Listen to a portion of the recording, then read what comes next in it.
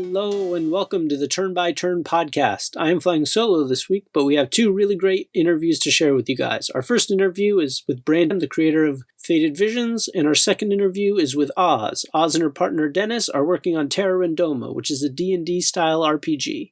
We hope you enjoy. Hey everybody, I am joined today by Brandon, or B-Train from Twitter. We're going to be talking about your game today. And so what's your game called? Yeah, the game is called Grey Heritage Faded Vision. Faded Vision just for short, because that's like the first in my series. So is it going to be like a trilogy then? Yeah, so my plan right now is to make it a trilogy. I might go for a fourth game. We'll see further down the line. But yeah, so it's going to be part of the Grey Heritage series. Mm-hmm. And this will be the first game? Yes, Faded Vision will be the first game in the series. Cool. So do you want to tell us a little about you? Yeah, so my name is Brandon Tran. I go by B-Train on Twitter. I'm a computer science major, like a junior right now. I'm 26 years old, and I love SRPGs, especially like old school ones. And I always wanted to be like an indie game developer. Okay, so SRPGs. So and you're talking old ones. So I have to ask: are you talking like Shining Force? Yeah, like I played Shining Force, Fire Emblem. I play like every Fire Emblem game. Except for like the NES ones, because I played the remake, but I played every single one, if you count that. I played Langrisser, like the Genesis ones. They were called War Song back then. Yeah, so I've been like a big fan of the SRPG, like Japanese genre. Awesome. So anyone familiar with our podcast at all knows that we can't get like 3 sentences out without mentioning Fire Emblem or Shining Force. So we definitely picked the right game dev to interview for this. So I don't want to hop down the rabbit trail too far, but yeah, what's your favorite Fire Emblem game? Oh man. So my favorite is actually kind of like underdog choice. Mine is definitely Thracia 776. Oh yeah. The fifth one. That one's like that game really inspired me and kind of pushed me more to become a game developer. Like there's just so many things about that game that was revolutionary for the time. And like I just really wish like newer Fire Emblem game can like take some notes from it. Mm-hmm. And just like to name like another few that I do like, I really like Genealogy, of course. I feel like if you like Thracia, you probably will like Genealogy of the Holy War. Sacred Stones is like one of my first ones I've played. I know you guys podcast about that one. I love that game a lot too. I love Tellius, Path of Radiance and Radiant Dawn. And I really like Three House a lot as well.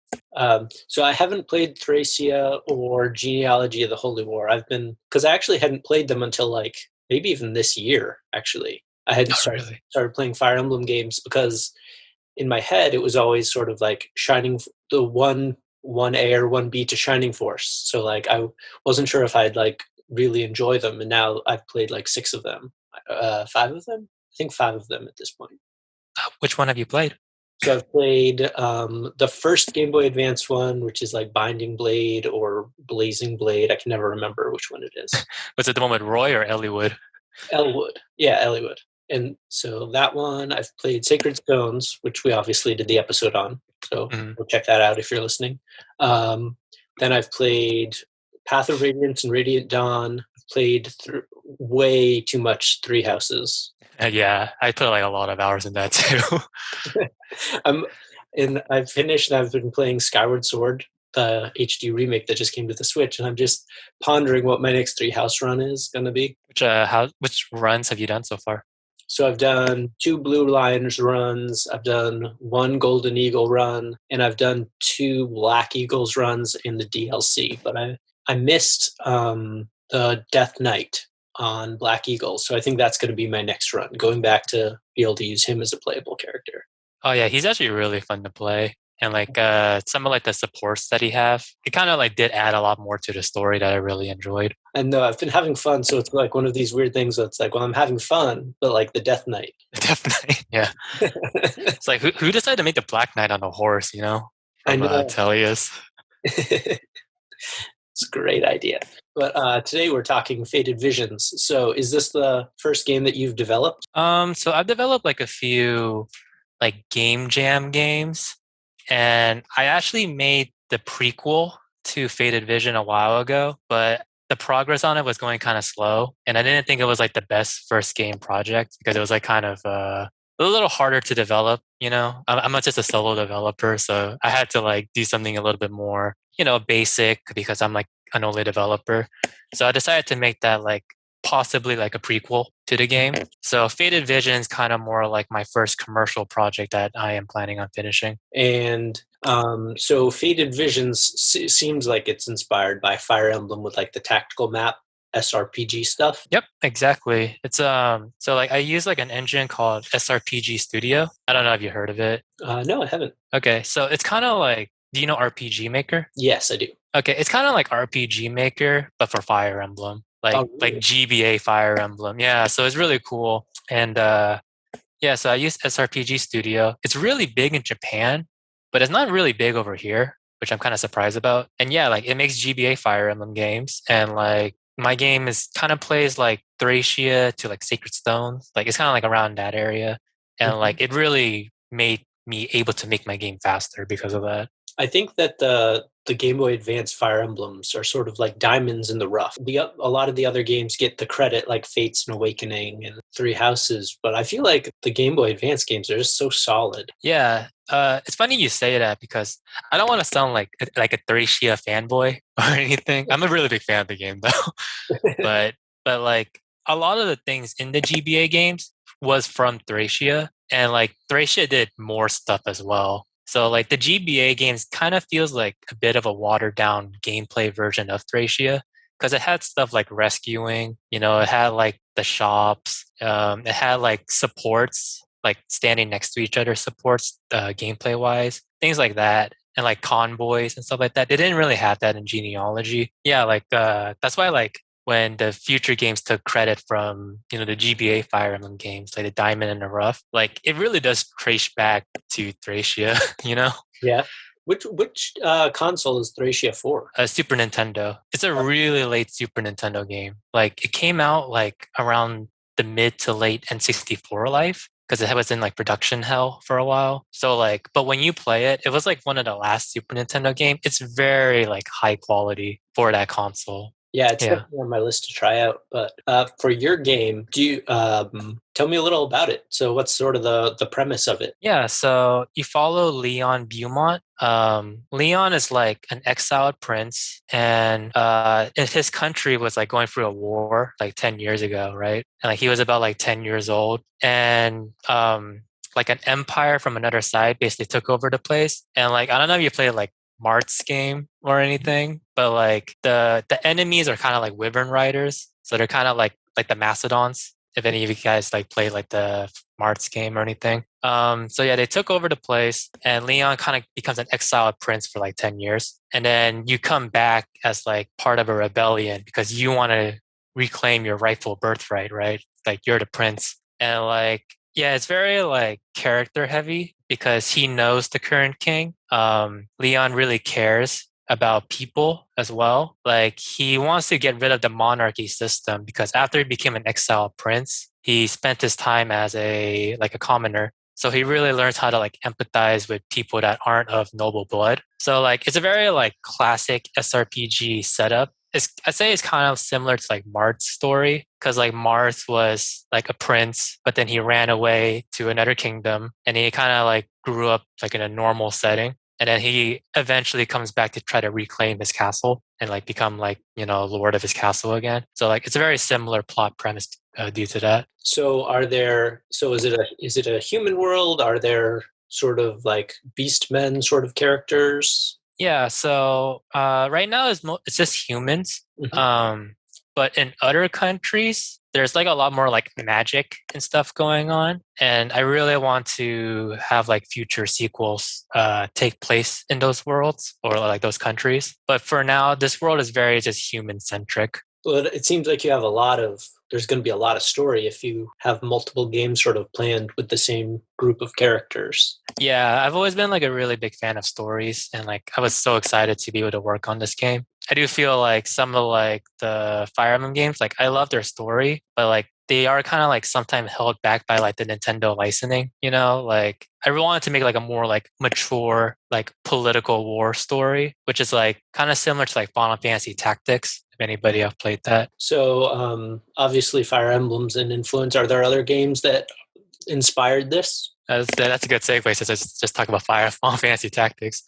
Yeah, so there's actually this one game that I played recently that like really inspired my game.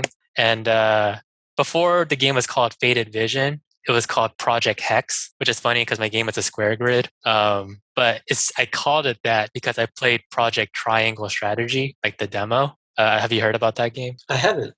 Okay, so do you know Octopad Traveler? Yes, I do. Okay, so basically, Octopad Traveler's developer, like Square Enix side, Hmm. they developed like this strategy RPG that was called Project Triangle Strategy, and like it was very inspired by Final Fantasy Tactics. That game really inspired me because the Lord in that game also has like this kind of like this democracy system where like people kind of like vote on a scale. His party members vote on a scale, and then like the route split depending on who voted. Like it's a majority vote in your party, and like I was so inspired by that idea that I actually started working on Beta Vision like right after I played that demo. So like it's a really good demo. I highly recommend it. So, do you have any expected like release date, or are you keeping it more fluid? Yeah, so right now I'm planning on winter of 2022. Hmm. Earliest would be like fall 2022, but we'll see if I could hit that deadline. It almost doesn't feel like a really fair question to ask because that's sort of the answer. Well, it's like, well, it's done when it's done. Yeah, well, I do kind of like deadlines because that means like I got to push really hard to finish it in time, Hmm. right? But I try to keep it like kind of vague because like I do think I can't finish it by winter 2022. And so that's my goal right now. But we'll see how it goes. Yeah, because you said you're solo developing it, so small crew. Yeah, small crew indeed. I hire like freelancers every once in a while to help out, but yeah, it's definitely just a one man show, you know. Yep. Which, as I have talked to more and more groups of developers, like just the sheer work that goes into developing a game all by yourself, like that's a lot of work. Yeah, that's like because like I know how to program and everything. So like at first I wanted to just program the game myself, right? I was like a purist. Then after a while, I was just like, man, this progress is going real slow right now. So then I eventually just picked up SRPG Studio and just started working on the design, less on the development of it. Hmm. That really did help me like a lot on time. Well, I think like with like RPG Maker, I think it allows you to make stronger stories because you don't have to like people who don't have like all like the coding ability can now like make games because it kind of removes that knowledge gap of like I personally have no idea. Like I might be able to make an HTML website possibly, but there's no way on earth that I'd ever be able to make a game. But like the concept of RPG Maker has me kind of wondering like maybe I could make a game. Yeah. I totally recommend it because like I think most people are scared of making games because of the development side. Hmm. And then like they're scared that like because like the development side does take a long time and it's a pretty high skill cap to finish a game because of that. But if you do like RPG Maker, SRPG Studio, stuff like that, like you get to just focus on the game design, which is still a hard work, but I totally recommend it. Like I think a lot of people should consider doing it. I'm a writer, sort of. Like I haven't like published anything, so I can't say I'm like a legitimate writer, but I write a lot, and I've always like have these ideas where it's like, well, this could be a video game. I've been doing my homework on the RPG Maker game like stuff. I'm like, well, maybe I could do that. Honestly, I recommend it. I think it'd just be like a good like fun side hobby if you ever want to get into it. I definitely think game development have made me like appreciate a lot more games I play because like you learn so much more about the design part. So you kind of like appreciate all like the fine details when you play like a more like polished game. So, what platforms are you hoping to release on when you get to that point? Yeah, so right now I'm hoping to just release it on Windows. Hmm. Main reason for that is because the engine is kind of like limited on porting. Excuse me. So I heard that you can release it on like on Flash if possible. I need to look more into that. But right now I'm kind of just hoping on Windows on Steam release. Okay, cool. And this might not be a question you can answer, but like how far along would you say that you are? Yeah, so let's see. I finished the script, which took a long time actually. Writing a story definitely takes a long time. Oh yeah. Then I have actually a good amount of the maps design, and like by map design I mean like Fire Emblem chapter objectives and stuff. Actually, a good amount of them is done, so it's mostly just the polishing part. So I would like to say I'm about like 30% done. And then, so what is the best way for people to support you? Yeah, so the best way to support me is two things. Follow me on Twitter. That really helps me out a lot. I release news like every day. At least I try to.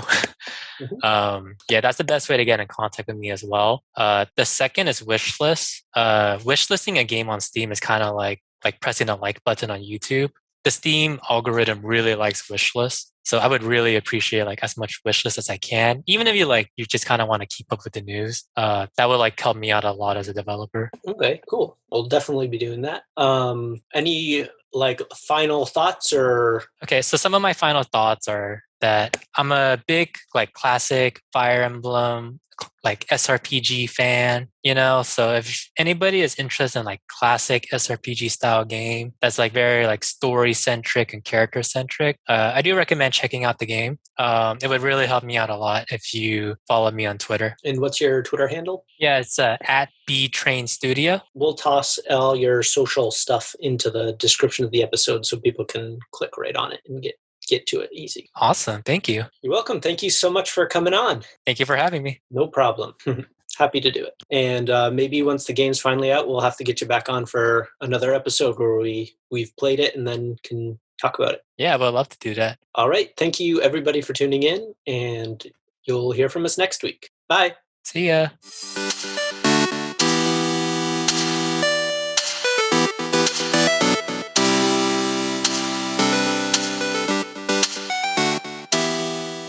All right. Today I'm joined with Oz. How are you doing today? Oh, thank you. Thank you, Daniel. It's Terra Randoma. My name is Özgür, and I am half of Terra Randoma's tiny crew. I handle communication side of game dev, but the game is actually a solo dev project of my partner, Dennis K, since 2011. It's been rough on and off 10 years since he started. He mostly designs the game, and you sort of have like the communication, like interacting, getting people to play. And yes, exactly. I mean, I want when I first played the first playable version back at the end of 2018. I said I wanted to contribute to help him with the communication, and so I've been doing that. I've been trying to do that since then. Very cool. So, is this the first project you guys have been worked on together? Yeah. Yes, it's the first video game. I mean, of both Dennis as a developer and also like us as a team. But he designed some board games before to play among friends. That's cool. He made board games. Yeah, well, yeah, a few. Yeah. Actually, I'll tell you about it. Dennis has been playing Dungeons and Dragons since like 90s, and we also marched together on a few campaigns. And we had a like core party that we played together, and half of that core party moved to another country. And so Dennis created we actually first tried to play the two of us, but it was really hard, like him, the DM, and I representing the whole party, just role playing with myself. Yeah, so he created a board game that allowed us to play together against a dungeon boss, and that procedurally generated dungeon crawling game founded the basis of Terra Randoma as well. It is a turn-based roguelike RPG in a procedurally generated open world. It is similar to authentic roguelikes, but with a modern touch, you can say. So it is turn-based, grid-based, tactical RPG, but it's in 3D and looks like a board game played with miniatures or minifigures. Something that I thought was really cool about it was that it does kind of have that like like action figure quality Yeah. to it. Yeah. I mean, the board game feel is just all over it, because it came from there, and and we play a lot of games together as well. So it's just, it looks like it feels like it.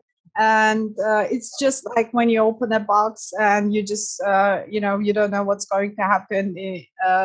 So the feeling is exactly there. Mm-hmm.